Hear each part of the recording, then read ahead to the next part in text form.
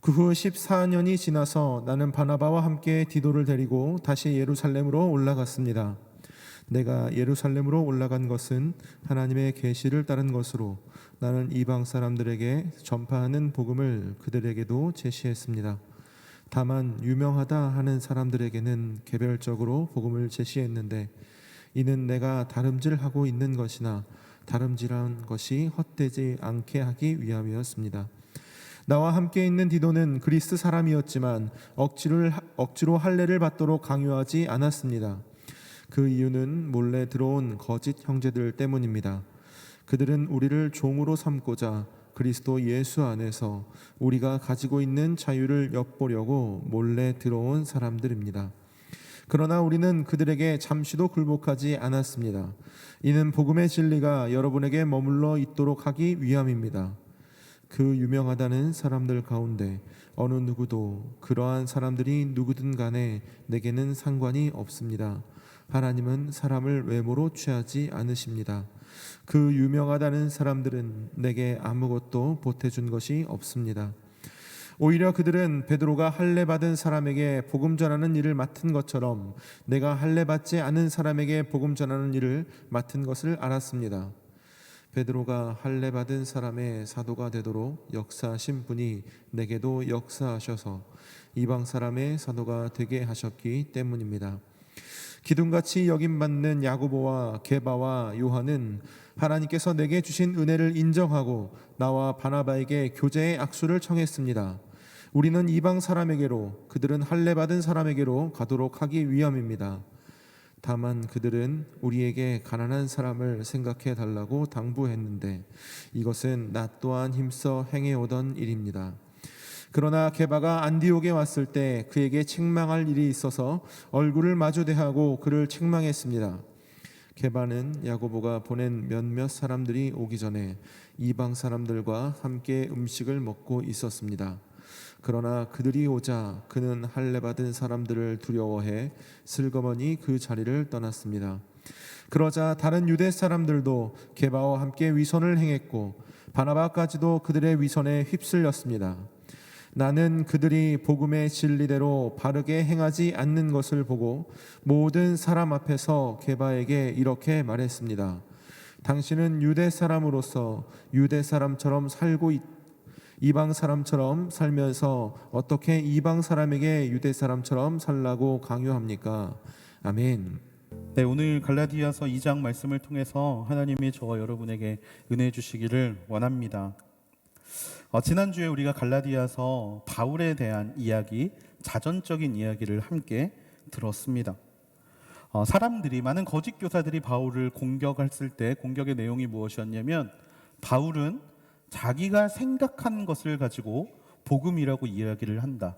온전한 복음이 아니라 인기를 끌기 위해서 듣기 좋은 말을 한다라고 공격을 한 것에 대해서 바울은 자신의 변화된 인생을 가지고 대답을 했습니다. 나의 변한 것 너희도 잘 알지 않느냐? 이 복음이 진짜이기 때문에 내가 변할 수 있었다라고 이야기를 했죠. 세 가지의 것을 설명을 했는데요. 첫 번째가 진짜 복음은 새로운 피조물이 되게 한다. 나의 변함을 통해서 나는 그 복음으로 말미암아 새로운 피조물이 되었다라고 이야기를 했고요. 그 다음에 그 복음을 받아들였을 때 나의 인생을 돌아봄으로 인하여 나를 만나주시고 나와 함께 하시는 하나님을 내가 만날 수 있었다 간증했고요. 마지막 세 번째로 진짜 복음을 의지하다 보니 사람들의 말들이 중요해지지 않더라. 사람들의 인정이 중요해지지 않더라. 하나님의 인정, 그 하나님의 부르심, 그래서 결국에는 표대를 향하여 달려갈 수 있는 믿음의 자리로 나를 부르셨다라는 이 세 가지의 간증을 우리가 지난 시간에 함께 보았습니다. 자, 그리고 바울의 마음이 굉장히 급했던 것 같습니다. 갑자기 간주 점프를 누르고 오늘 14년 뒤의 이야기를 다시 하기 시작했습니다. 학자들은요, 바울이 일평생 동안 예루살렘을 4번에서 5번 정도 갔다라고 이야기를 합니다. 그 이야기는 뭐냐면 믿는 사람들이 주로 모여 있었던 예루살렘에 바울이 많이 가지 않았다는 것을 뜻해요. 그 이유는 우리가 지난주에 본 것처럼 사람들에게 인정받을 필요가 없었고 또 사람들에게 가가지고 관계를 맺을 필요가 딱히 없었기 때문입니다. 하지만 특별한 목적이 있을 때 바울은 예루살렘을 방문을 했었어요.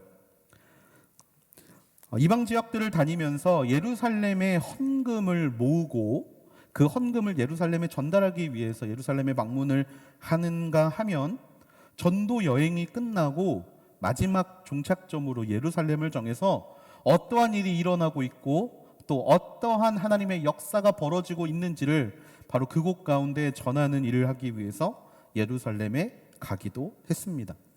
자, 그러면 오늘 바울은 다시 한번 예루살렘으로 그 발걸음을 옮기는데요. 오늘 이야기에서 바울이 예루살렘에 간 이유에 대해서 이렇게 이야기하고 있습니다.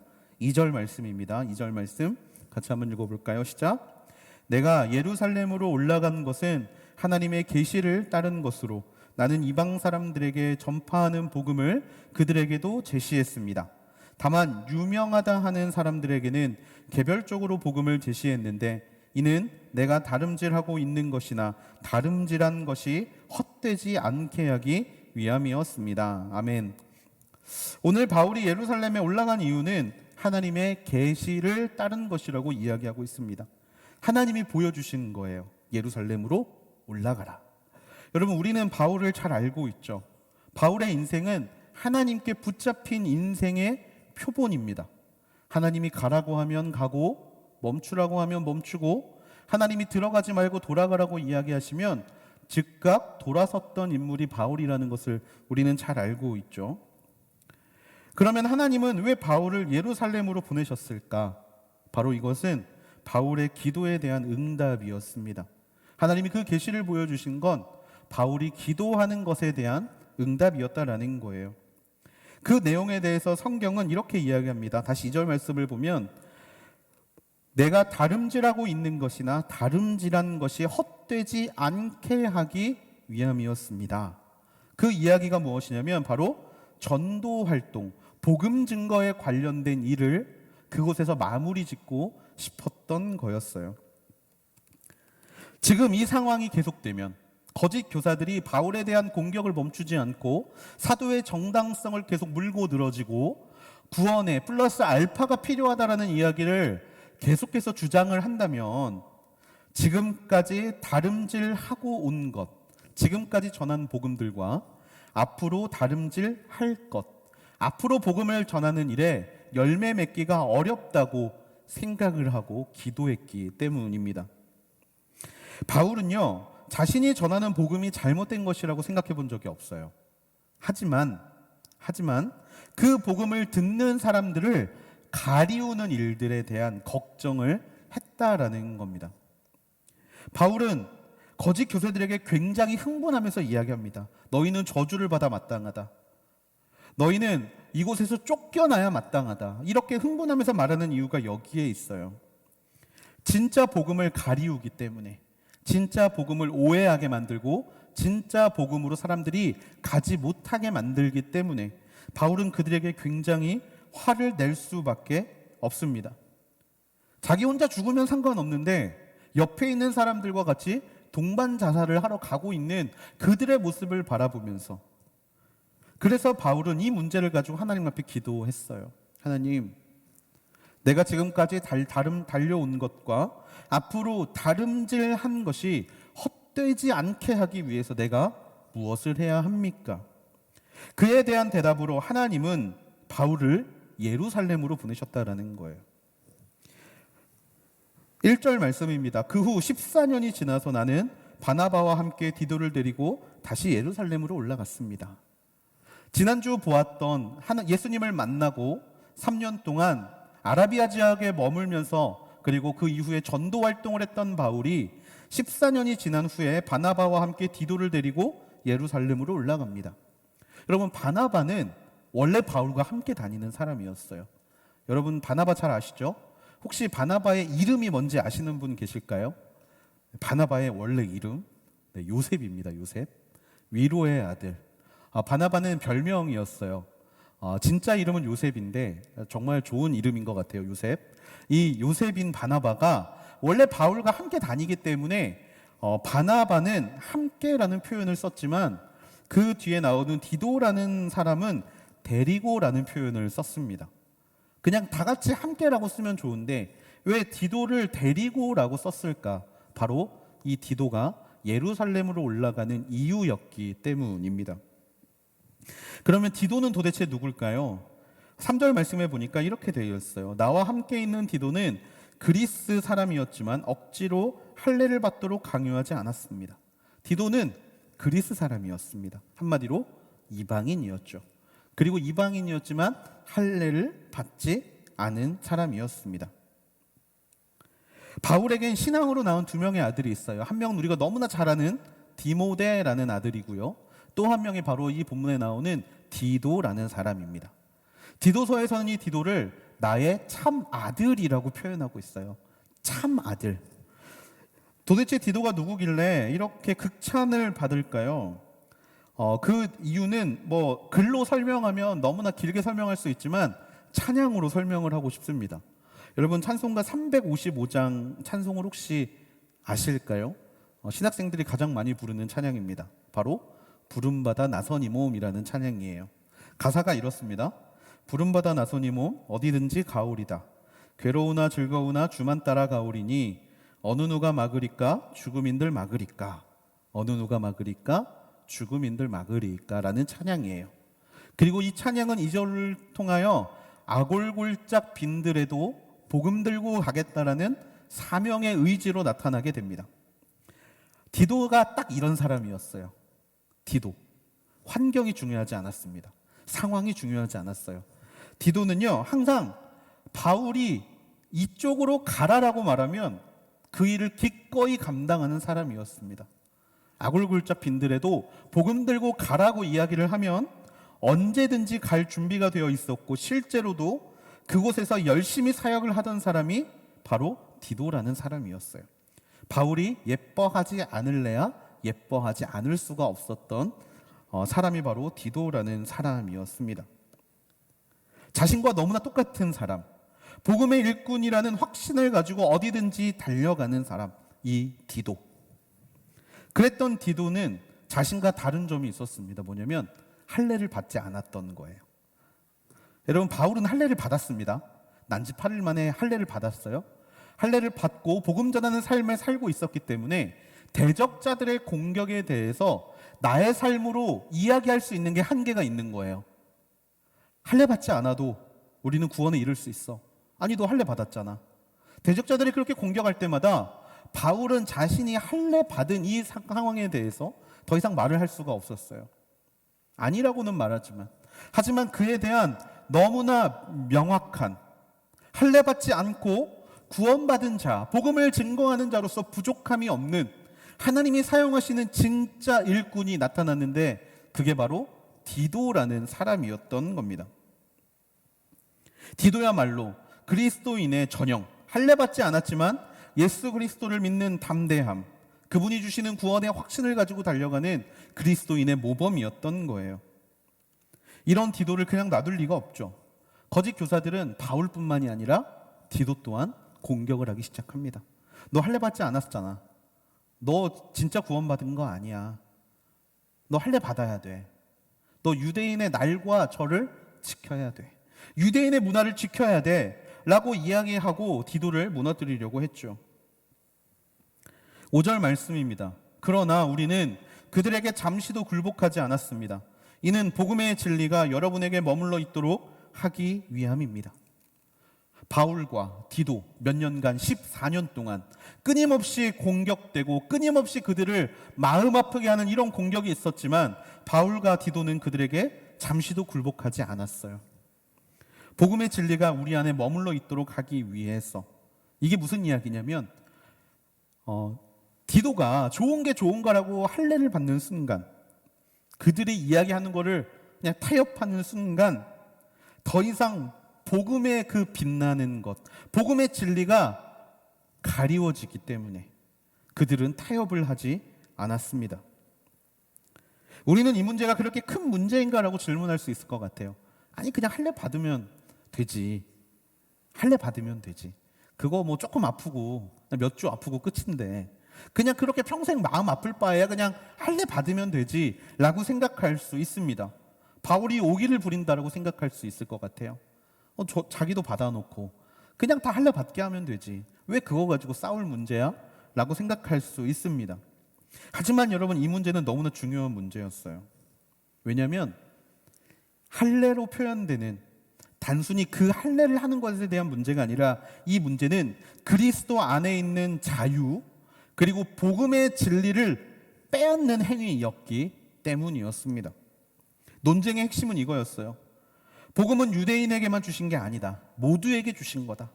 그렇기 때문에 유대의 문화적 행동을 강요하지 마라. 유대인이 되어야만 그리스도의 복음을 받는 게 아니다.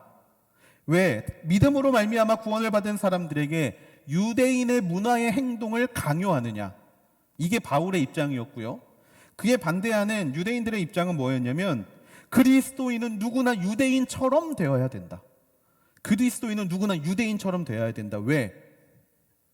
유대인이야말로 하나님이 선택하신 백성이기 때문에, 하나님이 선택하셔서 이끌어오신 백성이기 때문에, 그리고 그리스도가 유대인의 후손으로 오셨기 때문에 우리는 유대인의 문화와 유대인의 관습을 따라 살아야 한다라는 주장의 부딪힘이었습니다. 그렇기 때문에 양보할 수 없는 거예요. 만민에게 주신 복음이 유대인에게 주신 복음으로 축소되는 것을 바울은 볼 수가 없었던 거예요. 구원은 모든 사람에게 주시는 하나님의 보편적 은혜지 누구에게 특별히 주신 은혜가 아니고, 행위를 통하여 구원을 받는 건 더더욱 아니었기 때문에 타협할 수 없었던 겁니다. 여러분, 이 말씀과 계시는 바울에게만 주신 말씀이 절대 아니었어요. 베드로에게도 동일한 말씀을 하나님이 이미 주셨습니다. 이미 주셨어요. 베드로를 통하여 다른 사람들에게도 복음을 증거하는 하나님의 계시가 임한 다음이었거든요. 사도행전 10장 34절과 35절에 베드로가 고넬료와의 대화에서 이렇게 고백하는 걸 볼 수 있습니다. 그러자 베드로가 말하기 시작했습니다. 이제야 내가 깨달았습니다. 참으로 하나님께서는 사람을 겉모양으로 차별하지 않으시고 하나님을 경외하고 의를 행하는 사람들이라면 어떤 민족이든 받아주신다는 것입니다. 베드로의 고백입니다. 겉모양으로 차별하지 않으시고 어떠한 모습이건 어떠한 민족이건 하나님을 경외하고 의를 행하는 사람이라면 누구든지 받아주시는 게 하나님의 복음이다 라는 것을 베드로는 고백하고 알고 있었어요. 사실 바울은 베드로에게 이런 일이 일어났는지 몰랐을 겁니다. 교류하지 않았기 때문이에요. 몰랐을 거예요. 하지만 하나님의 역사는 동시다발적으로 하나님을 믿는 모든 사람들에게 일어나고 있었다라는 겁니다. 그렇기 때문에 이 진리를 바울은 타협할 수가 없었던 거예요. 타협해서도 안 되는 일이었습니다. 6절 말씀입니다. 유명하다는 사람들 가운데 어느 누구도 그러한 사람들이 누구든 간에 내게는 상관이 없습니다. 하나님은 사람을 외모로 취하지 않으십니다. 그 유명하다는 사람들은 내게 아무것도 보태준 것이 없습니다. 그런데 여기서 보태준 것이 없다는 표현은 개역 개정 말씀을 통해서 조금 더 명확하게 드러납니다. 개역 개정 말씀에 뭐라고 이야기되어 있냐면 저 유력한 이들은 내게 의무를 더하여 준 것이 없다라고 되어 있어요. 한마디로 그래, 예수 그리스도를 믿고 구원을 받았다라는 이 이신칭이, 믿음으로 말미암아 구원을 받았다라는 이 사실만 있으면 모두가 구원받는다라는 사실을 모두가 인정했다라는 겁니다. 할례를 꼭 받아야 된다라는 말 그들도 하지 않았다라는 거예요. 거짓 교사들이 그동안 가지고 있었던 논리가 뭐였냐면, 너 예루살렘에 가서 베드로와 야고보와 요한에게 말해봐. 기둥같이 여기던 그 사도들은 분명히 할례를 받아야 된다라고 이야기할 거야. 이 근거를 가지고 공격을 했었는데 그것들에 대해서 바울이 이야기하는 거예요. 그들은 아무도 내게 의무를 더하여 준 것이 없다. 오직 그리스도를 믿는 믿음으로만 구원을 받으며 그 이외에는 아무런 행위나 의식도 필요 없다고 그들도 동의를 했다. 이 사실이 바로 오늘 바울의 입에서 대적자들에게 흘러가고 있는 것입니다. 그리고 성령께서는요, 그 자리를 더욱더 풍성하게 하세요. 7절, 8절, 9절을 보니까요, 오히려 그들은 베드로가 할례 받은 사람에게 복음 전하는 일을 맡은 것처럼 내가 할례 받지 않은 사람에게 복음 전하는 일을 맡은 것을 알았습니다. 베드로가 할례 받은 사람의 사도가 되도록 역사하신 분이 내게도 역사하셔서 이방 사람의 사도가 되게 하셨기 때문입니다. 기둥같이 여김받는 야고보와 게바와 요한은 하나님께서 내게 주신 은혜를 인정하고 나와 바나바에게 교제의 악수를 청했습니다. 우리는 이방 사람에게로, 그들은 할례 받은 사람에게로 가도록 하기 위함입니다. 아멘. 갈등을 해결하기 위해서 예루살렘에 갔는데 거기서 성령님의 역사가 일어났습니다. 어떤 역사? 하나 되게 하는 역사. 하나 되게 하셨어요. 그리고 깨닫게 하셨습니다. 서로에게 주어진 사역이 다르다는 것을 깨닫게 하셨어요. 그리고 교제의 악수를 통하여서 연합을 하게 하십니다. 한쪽은 이방인에게, 한쪽은 유대인에게. 그렇게 모인 예루살렘에서 디도의 모습을 보고 모두가 믿음으로 말미암아 구원을 얻는 사실을 인정하고 각자의 역할 가운데 역사하시는 하나님께 감사하며 흩어지게 되었다라는 겁니다. 이 일이 바로 하나님께서 바울에게 계시로 보여주시고 예루살렘에서 이루신 일이에요. 그리고 이 일에 대한 더욱더 구체적인 정황은 사도행전 15장에 나타납니다. 사도행전 15장 7절부터 10절 말씀에 오랜 시간 동안 토론한 끝에 베드로가 일어나 그들에게 말합니다. 형제들이여, 하나님께서 여러분 가운데서 나를 선택해서 내 입술을 통해 이방 사람들도 복음의 말씀을 듣고 믿게 하셨습니다.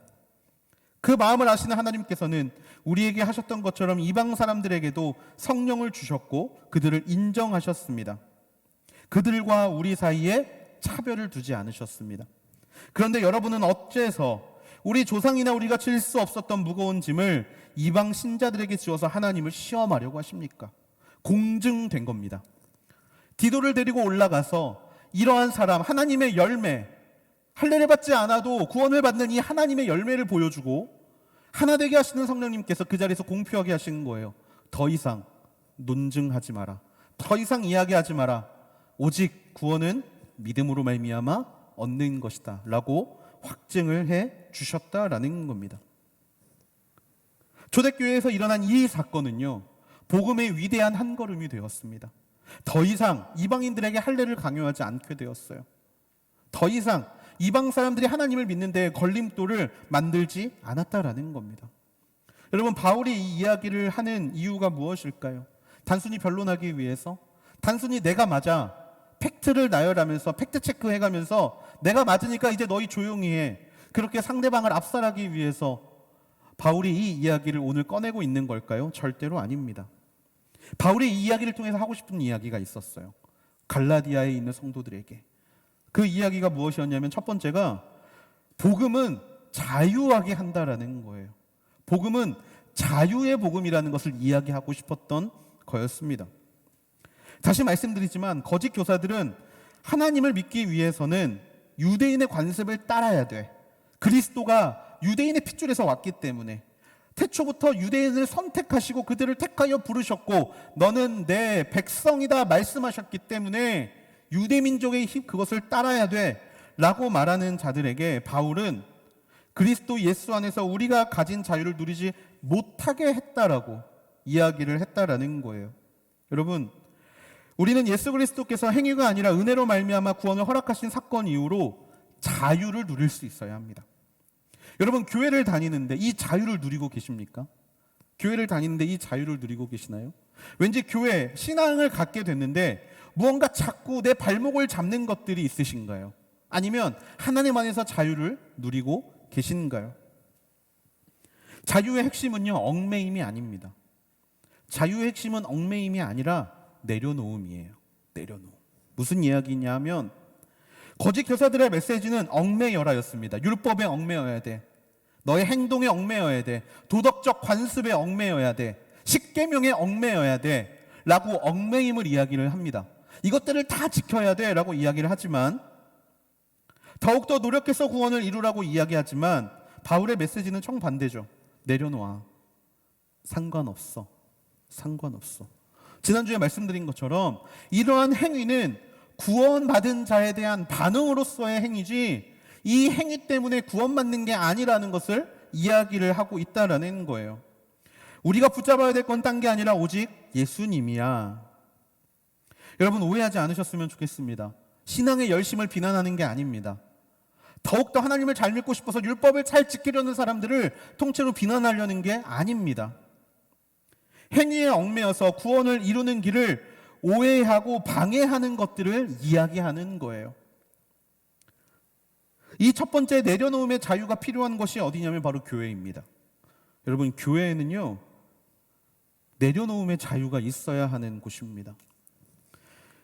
거짓 교사들은 할례에 대한 이야기, 유대인의 율법에 대한 이야기를 하지만 여러분 교회에는요 교회의 문화라는 게 있어요. 교회의 문화. 이것을 팀 켈러 목사님은 뭐라고 이야기를 하냐면 계율 종교라고 이야기를 합니다. 교회 안에 있는 문화를 이야기를 하면서 계율 종교라는 이야기를 해요. 무슨 이야기인고 하니 얼마 전에 한 지체의 이야기를 들었는데 제가 좀 너무 마음이 아팠어요. 북미에서 오랫동안 살다가 온 언니를 데리고 교회 예배에 왔습니다. 예배에 왔어요. 예배에 왔는데 이 언니가 너무나 이게 북미에서 오래 살다 보니까 너무나 이렇게 자유로운 사람이었거든요. 그래서 이렇게 얼굴에 그림도 좀 있고, 그 다음에 귀에 좀 예쁜 구멍들이 좀 많이 나 있고, 그 다음에 복장도 조금 자유롭게 입고 이게 교회를 오시는 거예요. 교회에 왔는데 예배당에 들어오는 순간 모든 사람의 시선이 그 언니를 향하더니 이렇게 말하더라라는 거예요. 쟤는 교회에 왜 왔대? 쟤는 교회에 왜 왔대? 그 순간에 정말 속이 상했다라는 이야기를 들은 적이 있습니다. 저렇게 입고 다니고 저렇게 하고 다니면서 지금 하나님 믿는다고? 여러분 이게 거짓 교사들이 말하는 할례와 다를 게 하나도 없다라는 거예요. 여러분 우리는요 교회 안에서 이상할이 많지 교회의 문화를 가지고 다른 사람들을 정죄하고 비난하고 그것들을 지켜야 한다라고 이야기하는 게 굉장히 많습니다. 그렇지 않나요? 겉모습으로 그 사람을 판단하고 그냥 그 사람의 단순한 행동 하나에 의미를 부여하고 그 사람이 가지고 있는 성품, 그 단면 하나를 가지고 그 사람의 구원을 논하는 게 바로 교회의 문화라는 거예요. 교회는 보수적이어야 하고 예배에 올 때는 가장 좋은 옷, 가장 예쁜 옷 입고 와야 되고 주일에는 아무것도 해서는 안 되고 주일에서는 밥 사 먹는 것도 해서는 안 되고 그렇게 어느덧 계율적으로 정해져 버린 것들이 우리를 얽매이고 그것을 하지 않는 사람들을 향하여서 너 잘못된 거 아니야? 너 신앙 똑바른 거 맞아? 라고 정죄하고 있다라는 겁니다. 하지만 바울이 말하는 것은요 절대로 그런 걸로 사람을 정죄해서는 안 된다라는 이야기예요. 중보 기도 자리에 나오지 않습니다. 얘 요즘 변했어. 신앙 잃어버렸어. 그럴까요? 그 판단은 우리가 할 수 있는 게 절대로 아닙니다. 교회 안에서 모든 게 묶여버리고 교회 안에서 어떤 행동에 의해서 구원을 판단하는 모습들, 여러분 교회에서 내려놓아야 하는 모습입니다. 교회 안에 있는 수많은 계율들 그리고 이것들이 그 사람의 구원을 평가하는 잣대가 되어가고 있다는 이 팀 켈러 목사님의 이야기를 우리는 한 번 더 생각을 해볼 수 있어야 한다라는 거예요. 술을 마시지 말라고 이야기를 합니다. 담배를 피지 말라라고 이야기를 해요.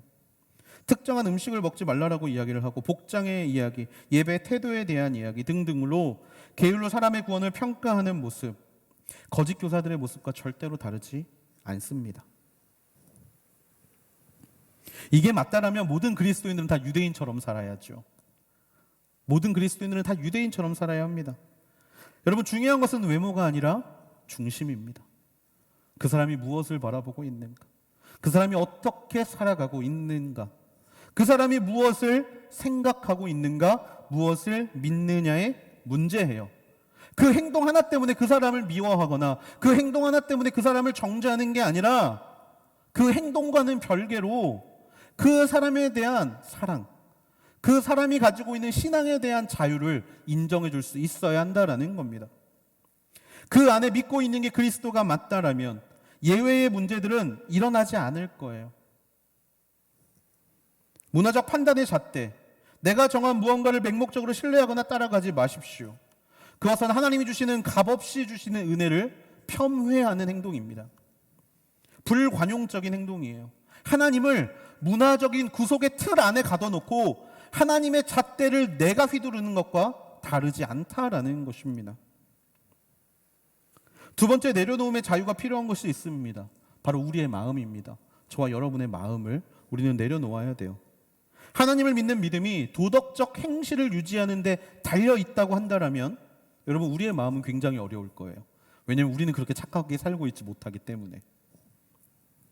그러면 마음에 어려움이 생기기 시작합니다. 난 왜 똑바로 살지 못하지? 난 왜 이렇게 살지? 난 왜 말씀대로 살지 못하지? 하나님이 내 안에 없나? 이런 문제들에 빠지게 돼요. 하지만 여러분, 기억해야 되는 게 있어요. 이것은 삶의 방식의 문제입니다. 구원의 문제가 아니에요. 무슨 이야기냐면, 난 왜 똑바로 못 살지? 구원받은 게 아닌가? 이런 접근의 프로세서는 구원을 오해하고 있는 거라는 거예요. 우리는 구원받았기 때문에 순종하는 인생을 살기 위해서 오늘을 치열하게 사는 겁니다. 오늘을 치열하게 살기 때문에 구원받는 게 아니라는 거예요.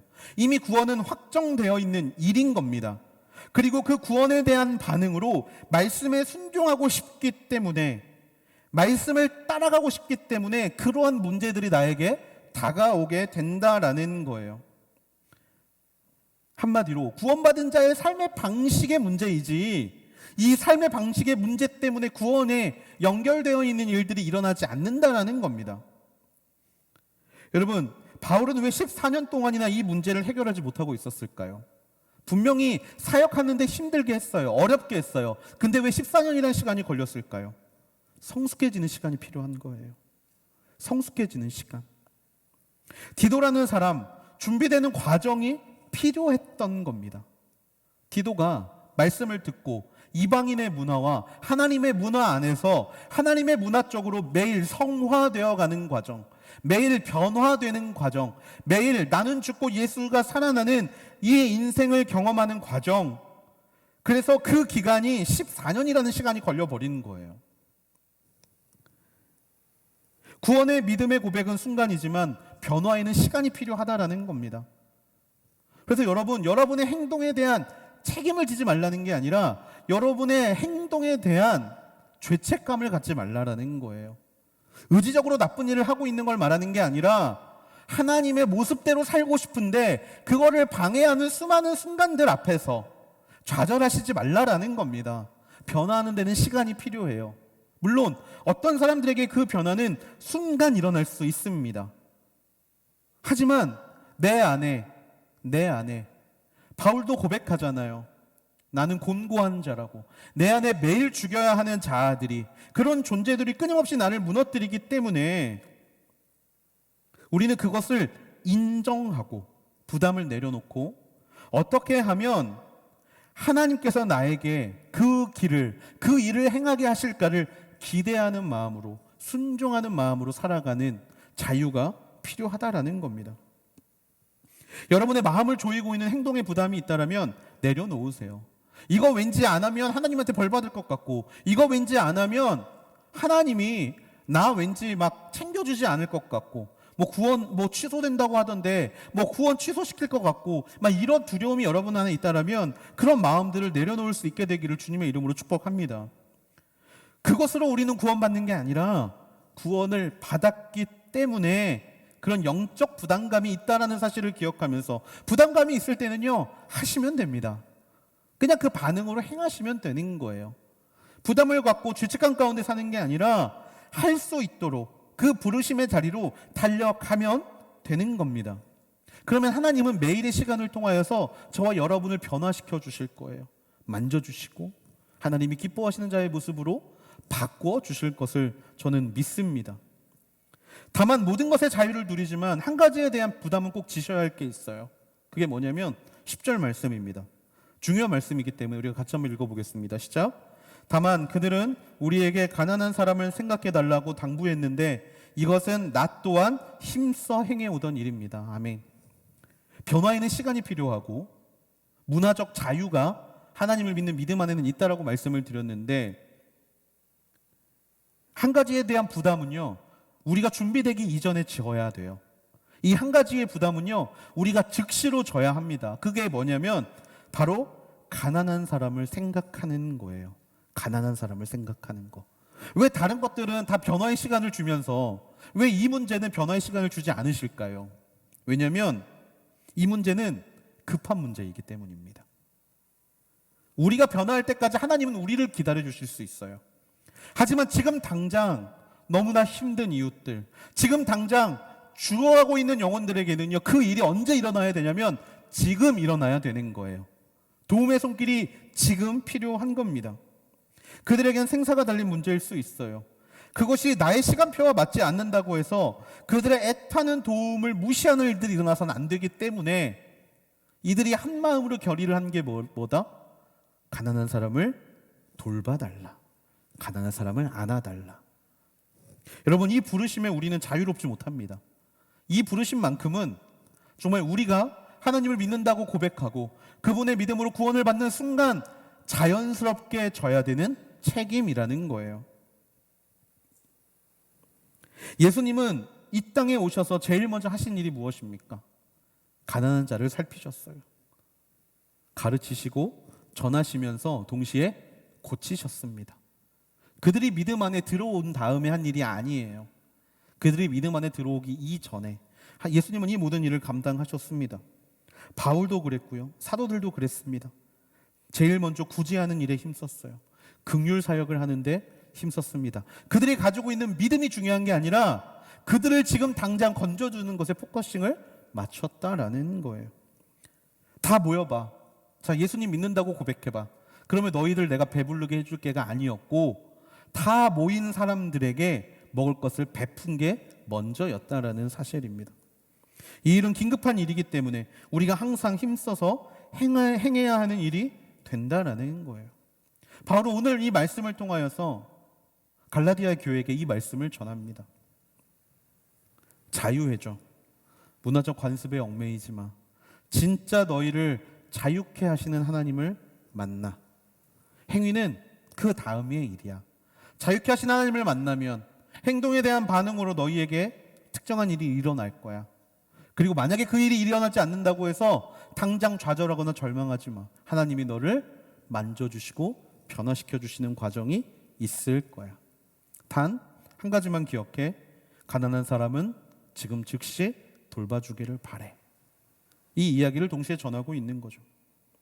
그리고 또 하나 전하는 게 있습니다. 그 과정 가운데 그 모든 역사를 운행하게 하시는, 하나 되게 하시는 성령님을 기억하라고 권면하고 있습니다. 여러분, 성령님은 하나 되게 하시는 영이에요. 연합하게 하시는 영입니다. 바울에게 주셨던 그 계시를 베드로에게도 주셨습니다. 야고보에게도 주셨고요. 다른 모든 사도들에게도 동일하게 주셨어요. 왜 이것을 주셨느냐? 연합을 위해서입니다. 연합을 위해서. 여러분, 만약에 바울의 이야기와 사도들의 이야기가 달랐다고 생각해 보세요. 그러면 교회는 찢어졌습니다. 교회는 갈라졌을 거고 이방인들에게 복음은 들어가지 않았을 거예요. 초대교회는 분열을 경험했을 겁니다. 하지만 하나 되게 하시는 성령님, 한 분이신 하나님께서는요, 교회를 하나 되게 하기 위해서 그들에게 성령의 선물을 보내셨고 그 성령이 모든 것을 운행하시면서 하나 되게 만들었다는 사실을 우리는 절대로 잊지 말아야 합니다. 여러분, 교회 안에는 성령이 계십니다. 이 교회 안에는 성령이 계세요. 한 성령이 계십니다. 한 영이기 때문에 우리는 하나 되게 하시는 그 한 영을 따라가야 하는 게 맞습니다. 여러분, 교회 안에 생긴 분열이 있을 수 있습니다. 그럼 그 분열은 왜 있을까요? 그 분열은 성령님이 만드시는 걸까요? 아닙니다. 성령님은 하나 되게 하시는 영이에요. 진리를 말씀하시는 영이에요. 그런데 그 성령님이 하시는 일이 아니라 무엇 때문에? 우리의 욕심과 우리의 주장 때문에 교회는 갈라지게 된다라는 겁니다. 여러분, 이 사실을 절대로 잃어버리면 안 돼요. 여러분, 오늘 본문의 말씀에 보면요, 베드로의 실수가 나옵니다. 베드로의 실수가 나와요. 이 베드로의 실수의 포인트는 뭡니까? 본인이 본인 입으로 믿기만 하면 구원받는다라고 이야기를 해놓고 이방인들과 밥을 먹다가 유대인 그리스도인들이 오니까 그 자리를 피하는 게 문제였어요. 더 문제는 뭐였냐면 그것을 과연 성령님이 기뻐하셨을까? 기뻐하지 않으셨을까? 그로 인해 누가 시험에 빠집니까? 위로의 아들 바나바까지 시험에 빠져요. 아, 베드로가 저러니까 나도 저들하고는 밥을 먹으면 안 되겠다. 다른 사도들이 시험에 빠집니다. 분열이 돼요. 왜? 하나 되게 하시는 성령님을 의지하지 않았기 때문입니다. 여러분, 베드로는 위대한 사도잖아요. 위대한 사도지만 이런 일들을 언제 그것을 잃어버릴 때, 성령님께 여쭈어 보고 하나 되게 하시는 성령님을 의지하는 것을 놓아버리는 순간 베드로도 실수할 수 있다라는 거예요. 그리고 바울은 그 일을 들어서 사람들을 책망하는 것보다 권면하기를 원한 겁니다. 하나 되게 하시는 하나님을 항상 기억해. 내가 너희에게 전한 복음은 하나 되게 하는 복음이지 갈라지게 하는 복음이 아니야. 이것이 바로 진짜 복음이다. 교회에는 바로 이 성령님이 계십니다. 그리고 성령님은 우리를 하나 되게 하십니다. 복음의 문제가 아니라면 우리는 다름은 얼마든지 인정할 수 있어야 합니다.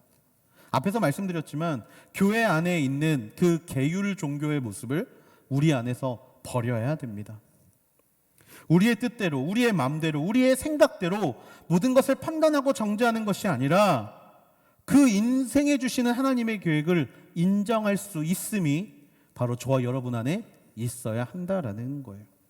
여러분, 조직이 오래되면 오래될수록 힘든 게 있습니다. 조직의 구조를 바꾸는 게 힘들어요.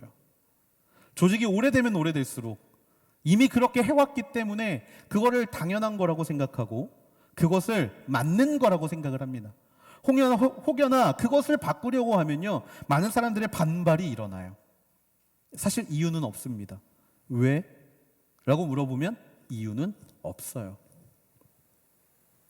하지만요, 여러분, 우리가 다름을 인정하고 그 과정 가운데 역사하시는 성령님을 인정한다면 이유 없는, 뜻 없는 그런 반발이 아니라 기대를 하게 된다라는 거예요. 하나 되게 하시는 하나님이 지금 무슨 일을 하고 계시나? 하나 되게 하시는 하나님이 지금 우리에게 말씀하고자 하시는 것이 무엇인가? 기대를 하게 된다라는 겁니다. 그리고 그 일은요, 성령님께서 반드시 하시는 일이라는 거예요. 혹시 여러분이 속해 있는 조그마한 그룹, 또 여러분이 속해 있는 또 공동체, 또 여러분이 함께하고 있는 모든 조직에서, 믿음의 조직에서 이러한 문제가 있다라면 하나 되게 하시는 성령님께서 우리에게 하시고자 하시는 말이 무엇인가를 기대하고 소망하는 마음으로 달려갈 수 있게 되기를 주님의 이름으로 축복합니다. 말씀을 마무리하려고 합니다.